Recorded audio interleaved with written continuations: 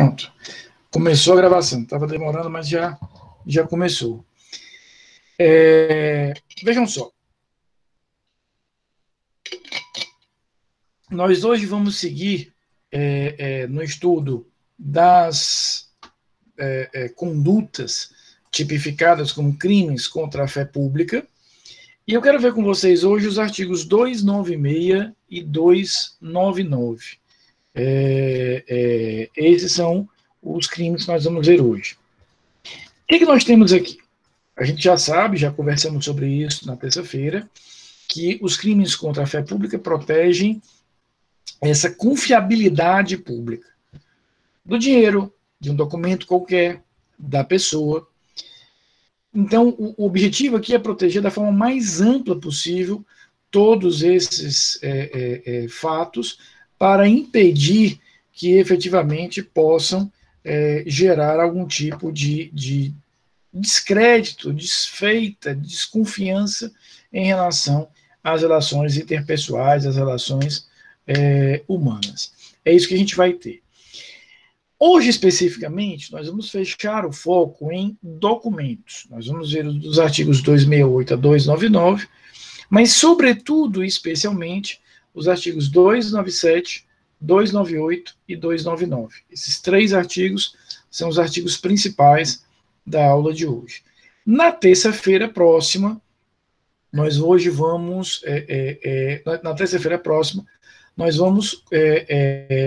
concluir o estudo do nosso semestre inteiro. A gente termina a nossa matéria na próxima terça-feira, se Deus quiser, e Ele vai querer, que Ele é super gente boa.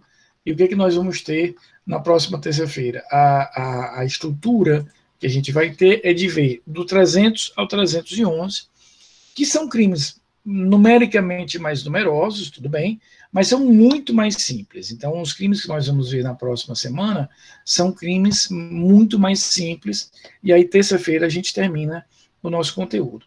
E na quinta-feira a gente tira alguma dúvida que vocês queiram e faz uma aula mais livre, né? Lembra que nós tínhamos comentado aqui em aulas passadas que a gente poderia fazer, e a gente faz isso na próxima quinta-feira, uma aulinha sobre livros, séries e etc.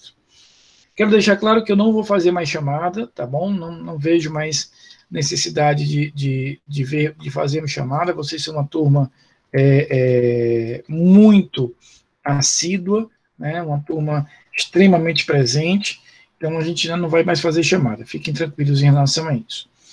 Muito bem, nós vamos ver então hoje os artigos 296, 7, 8 e 9, mas eu queria primeiro começar pelo artigo 296, que é o mais simples dos que nós vamos ver na aula de hoje, e depois a gente se dedica aos artigos posteriores. O artigo 296, Sandra, eu não consigo imaginar um presente maior do que eu mesmo dando aula, então eu tenho dificuldade de muito bem, Michele, exatamente, né? Um piper, né? Quando a gente se encontrar, Silvio, voltar às aulas presenciais, eu lhe dou o seu piper, tá bom? Eu não sei você, mas sou doido por piper, não vou nem mentir. Então, queridos, vamos ver, né? Sandra, só uma pergunta. Você está acusando Michele de ser babona. Você não concorda com o que ela falou? É isso? Deixa eu anotar aqui que quando eu for corrigir as provas, né, às vezes a gente lembra de algumas coisas. Me diga aí, o que você acha? Anota aqui isso? Estou mole mesmo, Camilinha. Queridos, então veja só. Dentro dessa lógica, o que a gente vai ver? O artigo 296 ele é muito específico na sua atuação, porque ele vai querer proteger um tipo próprio de documento. Veja o que diz aí o 296. Falsificar, fabricando-os ou alterando-os. Selo público destinado a autenticar atos oficiais da União, de Estado e de município. Selo ou sinal atribuído por lei à entidade de direito público ou sinal público de tabelião. Então, o que nós temos aqui?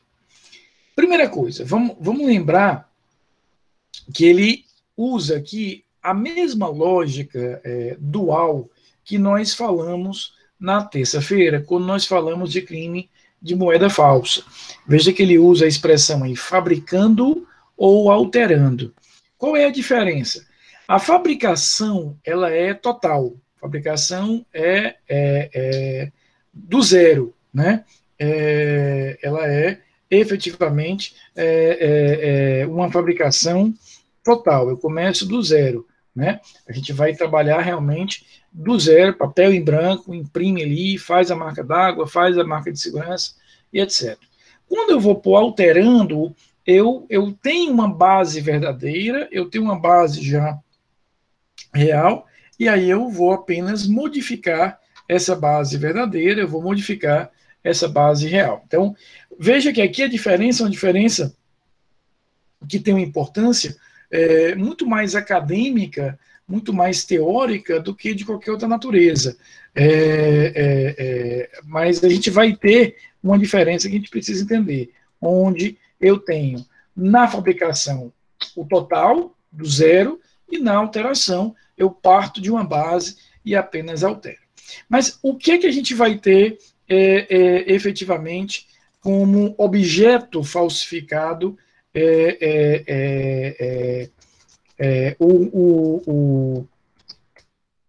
o que ele vai ter como objeto falsificado? Selo público destinado a atos oficiais da União, Estado e municípios, e selo ou sinal atribuído por lei ou entidade de direito público, autoridade ou sinal público de tabelião. Vocês já devem ter feito a experiência de autenticar um documento, por exemplo, num cartório, de reconhecer firma num cartório. Acredito que todos vocês já passaram por algum tipo de necessidade dessa. E quando ele autentica lá, Stephanie, que ele carimba, né, assina lá o tabelião, ele costuma usar, na maioria dos estados, não vou me atrever aqui que a gente vai usar isso em todos, mas ele vai colar um selo de segurança. É exatamente aqui, Sandra, o tabelião, fora assinar, carimbar e etc., é muito comum em muitos estados, isso no Ceará existe, ele cola ali um selo, aquele selo tem um número de série, ele tem uma série de elementos de segurança, e com base nisso, a gente vai usar aquele instrumento para ser um instrumento a mais de garantia de que aquele determinado documento ele é verdadeiro, né? Então a gente vai ter aí a ideia de que ele é um documento verdadeiro, principalmente por isso. Então, qual é a função desse selo? É dar maior confiabilidade àquele determinado documento para que ele seja reconhecido como verdadeiro, como autêntico e etc. O crime aqui do 296 é quando eu falsifico o selo. Então, esse selozinho que nós colocamos naquele documento para ser um elemento a mais de segurança, para que quando eu bote o olho naquilo ali, eu digo, opa, isso aqui comprova ainda mais a segurança. Porque, veja só, a assinatura, o carimbo, isso é um pouco mais fácil de ser adulterado. O selo, não. Então, o crime do 296, ele vai ser a falsificação desse elemento, desse selo, dessa estampilha. A gente também vai usar isso, Sandra, e todos os outros, dentro de um alvará de soltura, por exemplo, ou de um mandado de busca e apreensão. A própria justiça, para a gente sair um pouquinho do cartório, a própria justiça usa isso. Claro, e aqui Maria lembra isso muito bem, nós estamos vivendo, e a tendência cada vez mais é que a gente vá ter o uso cada dia mais comum de documentos digitais, né, eletrônicos, sobretudo nesse ano que nós estamos vivendo, em que muitas relações foram virtualizadas, né, foram para padrões eletrônicos. Então, os tribunais, inclusive o Tribunal do Ceará, como muito bem lembra Maria, muito obrigado, Maria, vai já utilizar esse mesmo conceito dentro de um selo eletrônico, para dar ainda mais confiabilidade àquele determinado documento eletrônico. Então, hoje, e isso, repito, será cada vez mais comum, cada vez mais usual, ao invés de eu expedir fisicamente um mandado, um alvará, eu vou fazer tudo isso em meios eletrônicos. Então, já há uma migração, já está bem avançada no Ceará e já está acontecendo, até por orientação do CNJ, em todo o Brasil, a ideia de nós termos uma migração própria de todos esses modelos de documento para meios cibernéticos. Mas, enquanto isso não é total ainda, nós ainda temos aí o artigo 296. Portanto, o crime do 296 é a falsificação desse documento, é a falsificação específica desse determinado tipo de elemento de segurança. Gera assim, né? No momento em que você tenha uma falsificação, Sandra, aquele documento, por ser falso, ele não só ele em si é nulo, mas como ele pode gerar a nulidade de uma série de outros atos que, porventura, tenham sido realizados a partir daquele determinado documento. Então, não só ele passa a ser nulo, como ele pode gerar uma série de desdobramentos aí de nulidades e de invalidades de outros documentos. No parágrafo 1º, ele vai dizer que incorre nas mesmas penas quem faz o uso do sinal falsificado, quem utiliza indevidamente o selo ou sinal, quem altera, falsifica ou faz uso indevido de marcas, logotipos, siglas ou qualquer outros símbolos utilizados ou identificadores de órgão ou entidade da administração pública. Fique tranquila, Micaela, eu entendo perfeitamente. Tem dias que ela realmente não nos ajuda, mas você não perdeu muita coisa, não. A gente está vendo aqui o artigo 296, ainda é o primeiro artigo da noite, e não é o mais importante. Os que a gente vai ver a partir de agora são mais importantes. Então, só para finalizar o 296, veja aí o que nos diz o parágrafo 2º. Se o agente é funcionário público e comete o crime prevalecendo-se do cargo, aumenta-se a pena de sexta parte. Então, a gente vai ter aqui, efetivamente, um aumento de pena bem significativo em relação a isso. Mas percebam o quanto o crime do 296 é muito focado. Estou falsificando aquele selo de segurança, de autenticação, uma estampilha, uma coisa muito pontual em relação a isso. Os crimes importantes da noite de hoje são, sem dúvida nenhuma, os artigos 297, 298 e 299. Esses são os mais importantes. Mas antes da gente estudar especificamente cada um deles, eu queria fazer aqui uma breve introdução para que nós pudéssemos já diferenciar um do outro, para que a gente já pudesse entender o que há de comum e o que há de diferente. Bem, os três, obviamente, estão inseridos dentro desse universo de crimes contra a fé pública e tratam de falsificações de documentos. Então, esse é o ponto comum que há entre todos eles. Ok. Mas vamos fazer aqui uma separação, Camilinha. Vamos fazer uma união entre o 297 e o 298 e vamos depois ver o 299. Então, a gente vai juntar aqui o 297 e o 298 no mesmo raciocínio e depois a gente diferencia isso do 299, tá? Então, a gente tem esses dois artigos aqui e depois nós os diferenciamos do 299. Vamos fazer essa separação. O 297 e o 298 são o que nós vamos chamar de falsidades materiais. Qual é a grande característica desses dois artigos? Aqui eu estou falsificando o documento em si. Eu estou falsificando materialmente aquele determinado documento. Estou falsificando esse documento em si. Então, eu estou fabricando aquele documento. Sem, obviamente, ter poderes, ter legitimidade, ter a possibilidade de assim agir. O que a gente vai compreender aqui é que esse determinado crime, aqui vale, repito, o raciocínio para o 298, para o 299, para o 297, para o 298, estou falando aqui, repito, dos artigos 297 e 298, é o que a gente vai poder chamar de falsidade material, até porque quando a gente for ver daqui a pouquinho, a gente vai ver que realmente são muito próximos esses dois, muda só o tipo de documento, mas aqui eu estou falsificando o documento em si.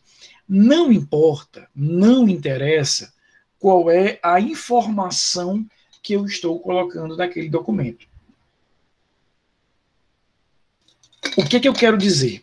Mesmo que aquela informação seja eventualmente correta, o documento ele é falso Porque quem está fabricando, fazendo, elaborando, manufaturando aquele documento é alguém que não tem poderes para fazê-lo.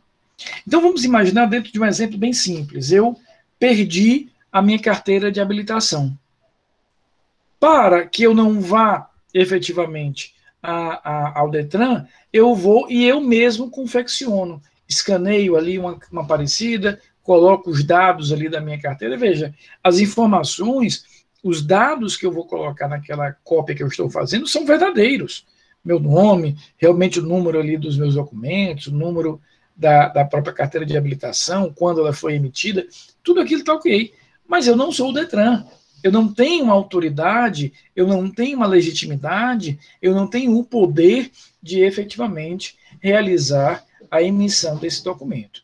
Então, aqui a gente vai perceber, tanto no 297 quanto no 298, e aí já adiantando a tua pergunta, Sandra, de fato a diferença é a natureza do documento, mas aqui eu estou tendo uma falsificação física, daí porque a gente vai chamar de falsidade material. Eu estou falsificando fisicamente aquele documento. No 299, que nós vamos ver daqui a pouco, o que nós vamos ter no 299 é uma falsidade diferente.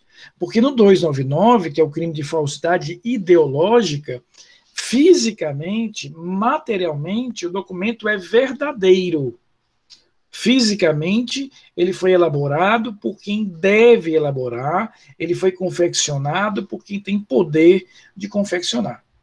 O que é irregular, o que é falso, o que não é verdadeiro no artigo 299 é a informação que ali consta. Então, veja, eu tenho no 298, eu tenho no 299, desculpa, tenho no 297, tenho no 298, uma falsidade física, material, o papel efetivamente é físico, mas isso já não vai importar mais, Priscila, se as informações são verdadeiras ou não, porque eu já tenho uma falsidade física, material, eu pego naquela falsidade, eu posso sentir a falsidade, não é por acaso, não é à toa que determinados documentos, como a carteira de habilitação, a própria cédula de identidade, as mais modernas, elas não podem ser plastificadas, porque elas têm no seu papel uma série de marcas de segurança, marcas em alto relevo, brilho, né? Então ela tem uma série de signos ali que são de segurança, exatamente porque tem toda uma importância material, física para isso. Então, a falsidade, que nós vamos daqui a pouco ver em detalhes, mas já traçando essa diferença do 297 e do 298, é uma falsidade material. A falsidade do 299, ela é um pouco mais sofisticada, digamos assim. Por que, Yasmin? Porque lá o documento fisicamente é verdadeiro, mas a informação que eu fiz constar nele é que é uma informação falsa. Ali eu tenho uma informação falsa dentro de um elemento verdadeiro. E por que ela é falsa? Porque ela está incompleta, ou porque de fato ela não é verdadeira, ela é mentirosa, e aí a gente vai ver essas diferenças daqui a pouco. Mas essa é a principal diferença que eu quero que vocês tenham, do 297 e do 298 de um lado, e do 299 do outro. E por essa diferença, a gente já pode extrair aqui uma conclusão muito importante. Qual é a conclusão que a gente vai extrair? Ora, a prova da falsidade do 297 e do 298 é uma prova mais fácil de ser feita do que a prova do 299. Por quê? Porque como aqui eu tenho uma falsidade física, eu tenho uma falsidade material, né, que ela altera as estruturas materiais diretas, ou seja, ela é palpável, ela é tangível, digamos assim. O que nós vamos ter dentro desse contexto é a estrutura de que uma prova pericial feita, elaborada sobre esse determinado documento, poderá muito claramente dizer, olha, isso aqui é falso, porque ele não tem tal característica, porque ele não apresenta tal elemento de identificação, porque ele não tem tal elemento de segurança. Então, a prova em relação aos crimes de falsidade, repito, dos artigos 297 e 298, é uma prova muito mais robusta e mais fácil de ser feita do que a do 299, porque como a do 299, a falsidade, a invalidade, ela é mais sutil, porque é a informação que consta ali, não adianta eu fazer uma perícia, porque aquela perícia não vai detectar ali nenhum tipo de falha naquele documento. Lá em processo penal 2, eu espero vocês, e espero penhoradamente que vocês me queiram lá, até porque o Motinha tem conta para pagar, né, e precisa ter aluno, nós vamos listar provas no processo penal, né? Então a gente vai ver todos os meios de prova. E a gente vai perceber que no caso da falsidade ideológica, provavelmente a prova pericial será uma prova ineficaz, então eu vou ter que construir outros meios de prova para chegar à conclusão de que, de fato, houve aquela falsidade. Em diferença, repito, dos artigos 297 e 298, esses eu tenho uma base material que faz com que eu tenha maior facilidade na comprovação disso. Feita essa diferença, vamos agora ver cada uma das hipóteses de artigos aqui. Olha o que nos diz aí o 297. Falsificar no todo ou em parte documento público ou alterar documento público verdadeiro. Falsificar no todo ou em parte documento público é você falsificar do zero mesmo, né? Ou pelo menos adulterar ou fabricar apenas uma parte, e alterar é você partir de um documento verdadeiro. Rafael, não entendi.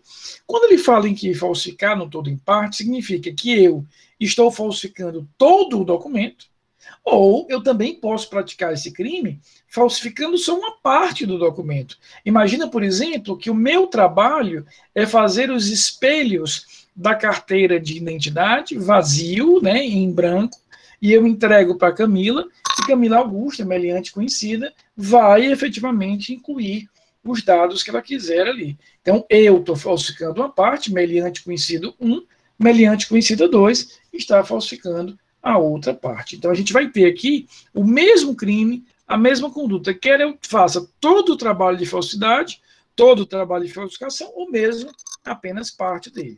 Mas ele continua, ou alterar documento público verdadeiro. Então, imagina, por exemplo, que eu perceba que a minha carteira de habilitação está vencida. E aí, para não ir ao Detran, às vezes eu tenho alguma multa, não quero pagar aquela coisa toda, o que eu vou fazer?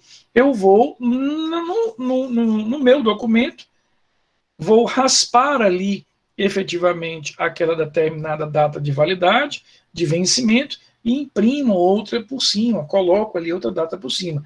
É o mesmo crime na segunda figura, alterar documento público verdadeiro. Mas qual é o documento que está sendo alterado, está sendo falsificado, está sendo modificado, está sendo adulterado? É um documento público. E o que é documento público? É aquele que é produzido, que é elaborado, que vem do poder público, quer da União, quer dos estados, quer dos municípios, quer de suas entidades periféricas. Tá? Então, entram aqui passaportes, entram certidão de identidade, CPF, alvará de funcionamento, certidão de negativa de débitos fiscais, certidão de negativa de débitos ambientais, autorização para construir, alvará de demolição, todos esses documentos que são produzidos, lançados, são elaborados, são jogados na sociedade em geral por uma entidade pública. Então, o crime do 297 é um crime mais grave do que o que a gente vai ver daqui a pouco no 298, exatamente porque eu estou protegendo aqui esses documentos oriundos do poder público. No parágrafo 2º, desculpa, no parágrafo 1º, a gente vai ter aquela mesma causa de aumento de pena que nós vimos no artigo anterior, e que já vimos em outros artigos, inclusive no 289, moeda falsa. Se o agente é funcionário público e comete o crime prevalecendo-se do cargo, aumenta-se a pena, de sexta parte. O mais interessante dos parágrafos desse artigo é o parágrafo 2º. No parágrafo 2º, o Código Penal volta a utilizar uma fórmula que é uma fórmula já conhecida por nós em outros carnavais, em outros crimes. Eu já expliquei para vocês, a nossa segunda aula, quando nós tratamos do conceito de funcionário público, eu expliquei para vocês que dentro desse raciocínio, o que a gente vai ter? A lógica essencial é o direito penal, ele vai se apropriar, ele vai aproveitar todos os conceitos, definições, institutos dos outros direitos. Mas em determinados casos, por entender o direito penal, que aquele conceito original lá não vai resolver a vida dele, ele resolve dar conceitos próprios, regras próprias, percepções próprias. Então, vocês devem se recordar, mentira, porque já passou a prova, vocês não vão mais lembrar. Mas a gente viu aqui, eu posso garantir isso a vocês, em tempos passados, o conceito de funcionário público, lá do artigo 327. Lá no 327, ele diz: considera-se funcionário público para os efeitos penais. Essa fórmula é uma fórmula muito usual no direito penal, para que ele diga, olha, eu sei que em outros ramos do direito isso não seria funcionário público, mas para mim é. Então, quando ele usa expressões como considera-se tal coisa para o direito penal, para efeitos penais, no direito criminal, equipara-se a tal coisa, ele está querendo dar um conceito próprio. É como se ele dissesse, eu sei que não é isso, mas vai ser isso. Eu sei que lá no direito civil, no direito tributário, no direito administrativo, no direito ambiental, não é, mas aqui é. Eu estou criando aqui esse instituto. A gente vai perceber muito claramente isso que eu estou querendo dizer a vocês no parágrafo 2º. Veja o que ele diz no parágrafo 2º. Para efeitos penais, ou seja, efeitos dentro do direito penal, equipara-se a documento público. Então, ele está querendo me dizer aqui, Michele, o seguinte: ele está querendo dizer, olha, eu sei que não é um documento público, eu sei que na vida civil, administrativa, etc., isso não é um documento público, isso é um documento privado, mas eu, direito penal, entendendo que é um documento privado extremamente relevante, eu vou equipará-lo, eu vou gerar aqui uma relação de equivalência a um documento público. Então, ele continua. O emanado de entidade paraestatal, o título ao portador ou transmissível por endosso, as ações de sociedade comercial, os livros mercantis e o testamento particular. Então, são documentos claramente privados, né? Eu vou destacar, por exemplo, só os dois últimos. Os livros mercantis são aqueles livros, aquela escrituração contábil que uma empresa precisa ter. Então, a empresa precisa ter uma série de livros, mesmo que sejam livros virtuais, livros eletrônicos. Ele vai precisar ter efetivamente isso. Então, para os efeitos penais, Sandra, para efeitos penais, isso vai ser equiparado a um documento público. Se eu falsifico aquele livro e todos os demais livros lá de natureza contábil, o crime é do 297, não do 298. O mesmo raciocínio com o testamento particular. Eu acho esse exemplo muito interessante, porque não há nenhuma dúvida que em condições normais de temperatura e pressão, o testamento particular é um documento particular. Eu acho que não tem muita dúvida em relação a isso. Isso é evidente, né? Isso é óbvio. O testamento particular é um documento particular. Claro, evidente, ponto, acabou, isso é o assunto. Agora, o que o direito penal faz? Considerando a relevância que aquele documento tem, por todos os efeitos que ele pode produzir dentro do mundo jurídico, questões de sucessão, questões patrimoniais, ou seja, o testamento ele vai ter uma série de desdobramentos do direito sucessório, efeitos patrimoniais, efeitos societários, efeitos tributários, gigante o leque, o cardápio, digamos, de efeitos jurídicos que um testamento eventualmente tem. Eu posso ter um testamento público, eu vou a um cartório de títulos e documentos e lá faço um documento público chamado testamento público, que inclusive o Código Civil exige esse testamento público em algumas circunstâncias, ou eu posso ter um testamento privado, um testamento particular. que eu faço eu mesmo, faço ali manuscrito, ou digito e assino na minha residência, é um documento privado, é um documento particular. Mas, o que o direito penal está dizendo? Neste caso, eu vou equiparar a uma relação de equivalência a um documento que seja público. Então, eu vou tratar esse documento, repito, que é um documento particular, como se público fosse. E de onde é que ele tira isso? De considerar que esses documentos são documentos que têm um impacto na vida social, um impacto na vida jurídica muito forte. Então, se eu perguntar, não que eu vá perguntar, né, vamos supor, né, talvez, a falsificação de um testamento particular representa um crime de falsidade de documento particular. Falso. Mesmo que particular e particular é falso. Nesse caso, eu não vou perguntar isso. Não vou perguntar. Mas se eu perguntasse na prova, vocês teriam que dizer que trata-se de um documento que é particular, mas que por força de um mandamento penal expresso é equiparado a um documento público, portanto, desloca-se para o artigo 297.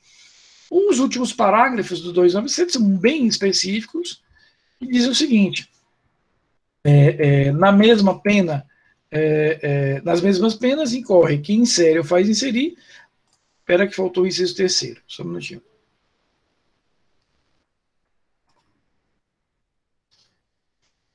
Na folha de pagamento ou em documento de informações que seja destinado a fazer prova perante a Previdência Social, pessoa que não possua a qualidade de segurado obrigatório. 2, na carteira de trabalho e Previdência Social, do empregado e documentos que devem produzir efeitos perante a Previdência Social, declaração falsa ou diversa da que devia ter sido escrita.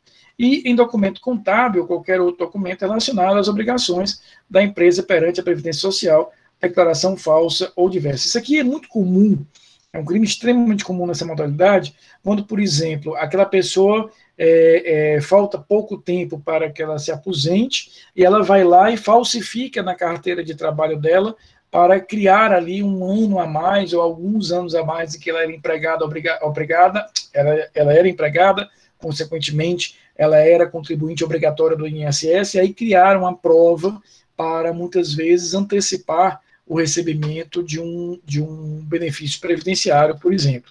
É por isso que é um crime tão grave e equiparado, por óbvio, a documento público. Parágrafo 4º, nas mesmas penas incorre quem omite nos documentos mencionados no parágrafo 3º nome do segurado e seus dados pessoais, a remuneração e a vigência do contrato de trabalho ou prestação de serviço. Por quê? Porque na carteira de trabalho eu tenho que constar todas essas informações, quando é que começou o contrato de trabalho, qual é a remuneração, que tipo de trabalho se é um trabalho de natureza intermitente, se não é, tudo isso tem que constar ali, exatamente para não dar brecha, não dar margem a algum tipo de ilegalidade de qualquer natureza em relação a isso.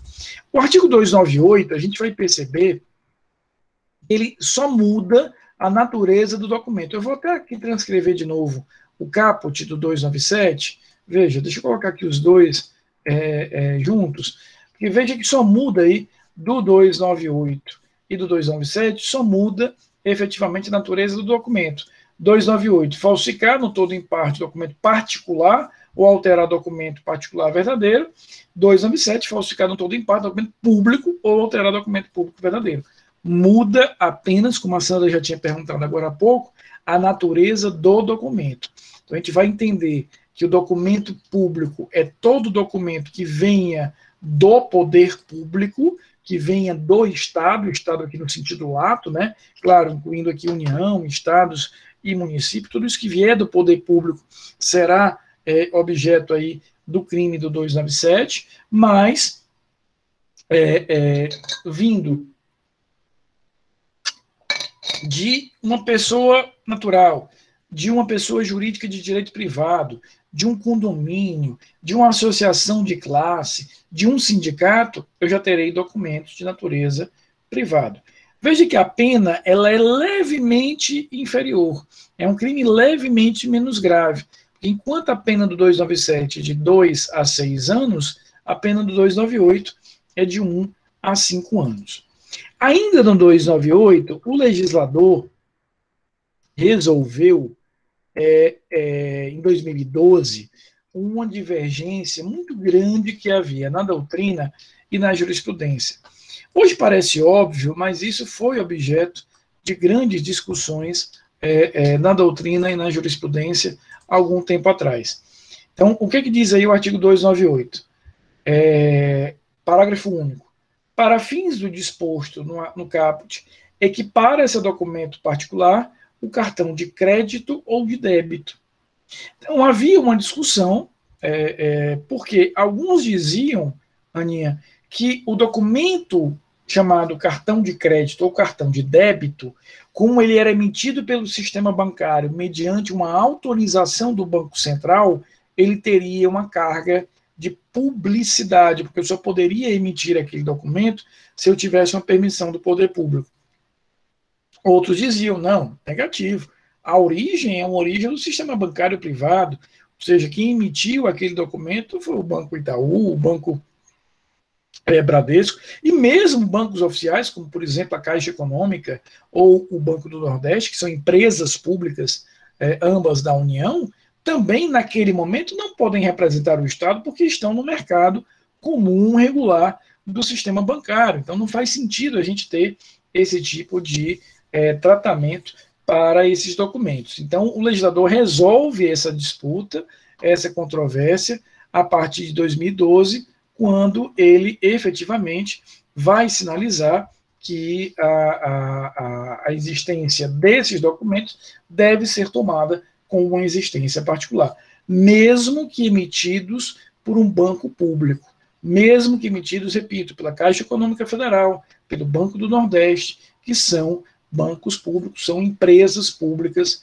da União. Mesmo assim, eu devo tomá-los como documentos particulares nesse sentido. Então, veja, no 297 e no 298 que nós acabamos de ver, a falsidade, a falsificação é física, é no documento em si. Quando a gente chega agora no 299, a gente vai perceber uma lógica bem diferente. Veja o que diz aí o 299, crime de falsidade ideológica. Omitir em documento público ou privado, a gente já percebe aí, Tiago, que não faz diferença ser público ou privado, ele já equipara aqui na gravidade de ambos os casos. Declaração que dele devia constar, ou nele inserir ou fazer inserir, declaração falsa ou diversa da que devia ser escrita, com o fim de prejudicar direito, criar obrigação, alterar a verdade sobre fato juridicamente relevante. Então, o que é o crime? Aqui o documento é verdadeiro. Fisicamente, o documento é verdadeiro. O crime se materializa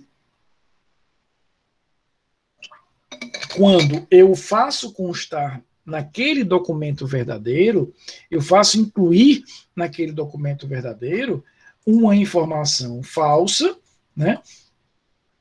Uma informação falsa e, eventualmente, uma informação incompleta. Agora, não é qualquer informação falsa ou qualquer informação incompleta que caracterizará o crime.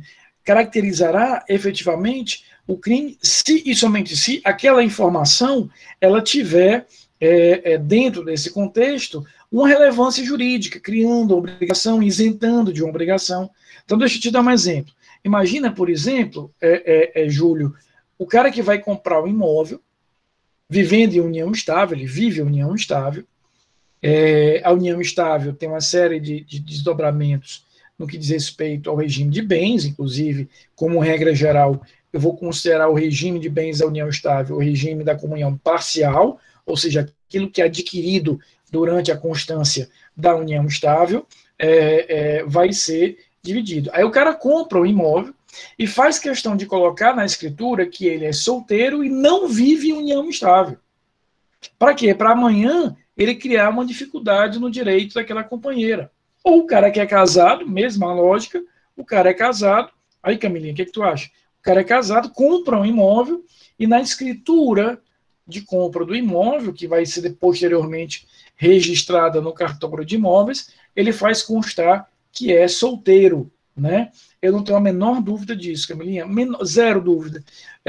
E aí, o que é que ele faz? Ele faz constar que é solteiro, para amanhã, no eventual divórcio, ele dizer, olha, mas como eu comprei aqui de forma, eu era solteiro, isso aqui não entra, isso aqui foi uma doação que eu recebi, isso aqui foi um presente que me deram, por aí vai. Tá? A mesma coisa, por exemplo, Sandrinha, quando você tem determinadas operações bancárias, determinados contratos bancários, para que eles tenham validade, sobretudo determinados empréstimos, um cônjuge tem que anuir. Mesmo que, por exemplo, imagina num casal, dois esposos, duas esposas, ou esposo e esposa. Um deles faz um empréstimo, né, e efetivamente vai ter que ter a anuência do outro, mesmo que seja um empréstimo em nome próprio. Por quê? Porque aquilo ali tem uma série de desdobramentos para o patrimônio familiar, inclusive patrimônio do casal, patrimônio dos filhos. Aí imagina que o cara, para fazer o empréstimo no banco, ele se declara solteiro, para não ter que buscar a anuência de seu cônjuge. Então, aqui eu estou diante de um caso de falsidade ideológica. Mas veja, o documento, aquele contrato, aquela escritura, aquele registro de qualquer natureza, aquele documento fisicamente ele é verdadeiro. Não adianta eu fazer uma perícia, porque a perícia vai dizer, não, quem fez essa escritura foi de fato o cartório, a assinatura do tabelião aqui está correta, o papel é um papel correto. Porque, na verdade, o defeito do 299 é um defeito mais sutil, porque é um defeito em que a gente vai efetivamente ter, dentro dessa perspectiva, uma lógica bastante diferenciada, que é uma lógica de uma sutileza maior em relação ao ponto central, que é a falsidade em si. Então, veja, nas falsidades do 297 e 298, eu tenho uma falsidade física, na falsidade ideológica, eu tenho uma falsidade um pouco mais sofisticada em relação a isso. Ufa, falei pra caramba hoje, e eu pergunto, entenderam tudo? Queridos, a gente ainda vai ter aula semana que vem, na terça-feira nós vamos concluir o nosso conteúdo. Terça-feira parece que é muita coisa, mas não é, eu garanto a vocês, porque a gente vai ver do 300 ao 311, mas são crimes muito simples, quase que autoexplicativos, então a aula da semana que vem vai ser bem mais tranquila. Camilinha, eu tenho uma turma de processo penal 1, nas terças e quintas, horário EF, e tem uma turma de processo penal 2 no horário AB, tá? A mesma terça e quinta. Então, eu tenho processo penal 1, processo penal 2 e depois penal 3. Não, Aninha, penal 3, de manhã eu tenho penal 3 só, eu não tenho processo não, tá? Não sei se vão me dar semestre que vem, mas por enquanto não tenho. Mas, queridos, eu queria, a gente ainda vai se encontrar, repito, semana que vem, eu vou liberá-lo só em dezembro, mas eu queria deixar claro, fiz isso com outras turmas, e mais ainda com vocês, que eu tenho tanto carinho, eu queria agradecer pela dedicação de vocês desse semestre, um agradecimento muito sincero, né? Eu sou professor porque quero, né? Minha carreira é como professor, eu estou assessor do tribunal, mas eu sou de carreira professor, então eu queria muito agradecer a dedicação de vocês, a paciência de vocês. Eu tenho consciência que uma aula no horário CD é complicada, é difícil, muito mais ainda nesse ano que nós estamos vivendo, nesse semestre que nós estamos acabando, semestre longo, né? A gente praticamente não teve feriados, não teve interrupções, eu não costumo faltar, não gosto de faltar, nem gosto de deixar de dar aula, só por motivos especialíssimos, e graças a Deus esse semestre não aconteceu. Então, assim, eu queria deixar claramente a minha palavra de agradecimento que eu quero ter com vocês. A todos vocês foram uma turma super assídua, dificilmente a gente tinha aqui menos de 40, 35, 40, 45 alunos, numa turma de 60 alunos do horário CD. Então, obrigado pela paciência, obrigado pela dedicação, pelas perguntas, contem comigo. Eu também queria, Sandrinha, Priscila, como eu queria, eu adoro a aula presencial, a brincadeira, ali a gente está diretamente, a aula flui mais rápido, mas eu até estava comentando com a turma minha, lá da Faculdade de Direito ontem à noite, a gente também tem que pensar por outro lado, eu acho que nós somos vitoriosos, no sentido de que nós encaramos esse desafio. Imagina se a gente tivesse parado lá em março e dito, não, uma hora aí que isso tudo passar, a gente volta a ter aula, o quanto nós teríamos perdido, né? Então, assim, por mais difícil que tenha sido para todos nós, a gente avançou, a gente seguiu, a gente viu o conteúdo, não deixamos de ver nada, nem deixaremos de ver nada que a gente precisava ver, vimos bem, com debate, com participação. Então, acho que essa resiliência que todos nós mostramos e essa garra de seguir em frente, ela tem que ser olhada com esse olhar. Assim, foi um ano difícil, um ano em que muita gente sofreu muito e ainda continua sofrendo. A gente tem que ter muita empatia em relação a essas pessoas, muita caridade, muito apoio, mas a gente conseguiu seguir em frente e vimos o quanto a gente consegue fazer quando a gente se dedica, quando a gente se une em relação a isso, tá? Então, assim, eu queria deixar, insisto, a gente vai ainda se encontrar, não é uma despedida, mas eu queria deixar essa minha palavra de agradecimento a cada um de vocês que tiveram aqui com a gente nessas aulas. A gente começou em agosto, estamos no final de novembro, é muita coisa que a gente tem isso, né? E se Deus quiser, no próximo ano a gente se encontra, né? Vocês ainda vão ter comigo para processo penal 1 e processo penal 2. Não é possível que até o final de 2021 a gente não consiga se encontrar presencialmente. Então a gente vai se encontrar, se Deus quiser. Contem comigo o que precisarem, tá bom?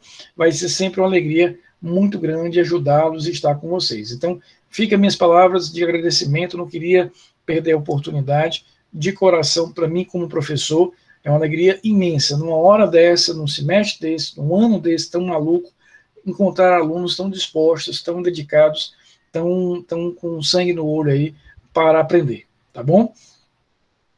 Eu aguento, eu tenho minhas dúvidas, Camilinha, se ele te aguenta, isso aí eu tenho dúvida, entendeu? Mas eu ainda aguento, eu aguento tranquilo, aguentei e aguento quantos semestres forem, com maior alegria, exatamente, né? Você é uma mulher de muita sorte, ele já, não sei, mas você, eu não tenho dúvida, que ter um marido como o que você tem é de muita, muita, muita sorte, né? E para os que não estão entendendo nada, o marido da Camila Augusta é um dos grandes amigos que eu tenho na minha vida, das melhores pessoas que eu conheço na minha vida, um dos caras mais leais, honestos, corretos, sérios, e eu tenho muito orgulho de dizer que é meu amigo. É um cara que eu sei que 24 horas por dia eu conto com ele, nem que seja para trocar um pneu 2 horas da manhã na BR. Se eu ligar, ele vai chegar lá. Então, assim, eu tenho muito orgulho e muita felicidade de tê-lo como amigo. Por isso que eu digo que a Camila é mulher de sorte. Ele já, não sei. Também, Camilinha, beijo grande. Então, queridos, fica minhas palavras de agradecimento, muito sinceras mesmo. Nada é melhor para um professor do que ver essa resposta de vocês, sobretudo num ano como esse. Me emociona vê-los aqui quase 10 horas da noite, me aguentando falar, tá? Um beijo imenso, repito, terça-feira a gente termina a nossa matéria, quinta-feira que vem é aula para brincar aqui, falar de livro, falar de série, sem compromisso. Abrir as câmeras, tá, né, professor? Hã? Abrir as câmeras. Abrir as câmeras, para a gente pelo menos se conhecer assim, né, Jalene? Exatamente. Então, para a gente pelo menos ver a cara um dos outros. Tá bom, queridos? E a gente, repito, a Camila vai até para o salão fazer escova. Não tenho a menor dúvida, né? Até eu vou fazer escova. E a gente vai se encontrar, então, na semana que vem. Um excelente final de semana para vocês, um beijo grande e até terça-feira, tá bom? Brindar nem que seja com um copo d'água. Exatamente.